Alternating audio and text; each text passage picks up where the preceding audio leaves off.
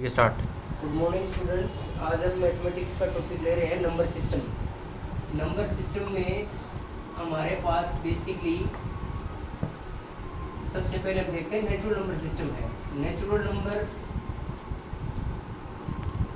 Number जो हम देख रहे हैं कि गिनती जो हम यूज़ करते हैं, काउंटिंग, यानी कि काउंटिंग हम शुरू करते हैं 1 से 2, 3, 4 एंड सो ऑन।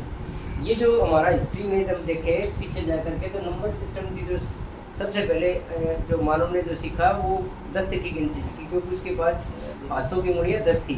और उसके बाद जब उसमें आगे उसने पैरों की उंगलियों को भी जोड़ दिया, तो ये हमारी जो गिनती है वो उसकी कितनी तक पहुँच गई, 20 तक पहुँच गई। और इसके बाद जब हम देखेंगे तो काउंटिंग हमारी 100 तक की है, और फिर आगे अनंत तक हम काउंटिंग लेके जाते हैं। इसके बाद हम देखेंगे कि जब हमारी भारतीयों के द्वारा जीरो की खोज हुई, तब हमारी जीरो भी इस समूचे में जुड़ गई, यानी कि जो प्राकृत संख्याओं का जो ग्रुप है, समूह है, इसको बोलते हैं नेचुरल नंबर का सेट। और इस सेट में यदि हम जीरो भी शामिल कर दें तो जीरो जुड़ जाएगी, और साथ में 1, 2, 3 और इस प्रकार से ये नंबर।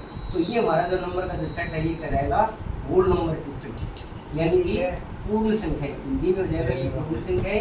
ये था हमारा प्राकृत संख्या।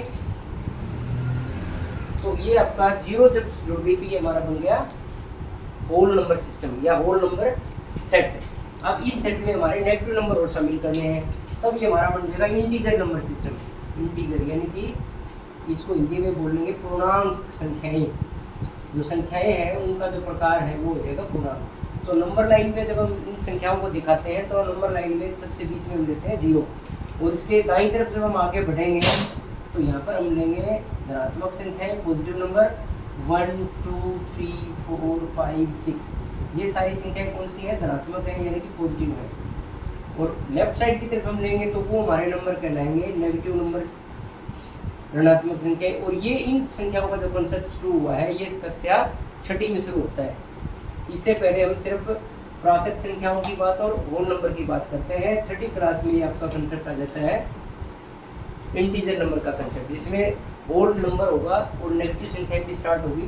तो इसका मतलब जो इंटीजर जो सेट है वो क्या है, जीरो बीच में लेंगे। इस तरफ हम राइट की तरफ हम लेंगे पॉजिटिव यानी कि धनात्मक संख्याएं, और नेगेटिव की तरफ हम लेंगे तो -1, -2, -3, -4। इस प्रकार से ये हमारा सेट है। ये कंप्लीट जो सेट है, ये कंप्लीट सेट आपका इंटीजर नंबर का कहलाता है। अब इंटीजर नंबर के बाद एक नंबर सिस्टम आएगा हमारा, जो संख्याएं हैं, संख्याओं को हम पार्ट में देखते हैं। पार्ट में यानी कि किसी संख्या को हमारे पास मान लो एक रोटी है, और एक रोटी को 2 लोगों में डिवाइड कर दिया। ऐसे ही एक हमारा सेब है, और एक सेब को हमने 4 लोगों में भाग कर दिया।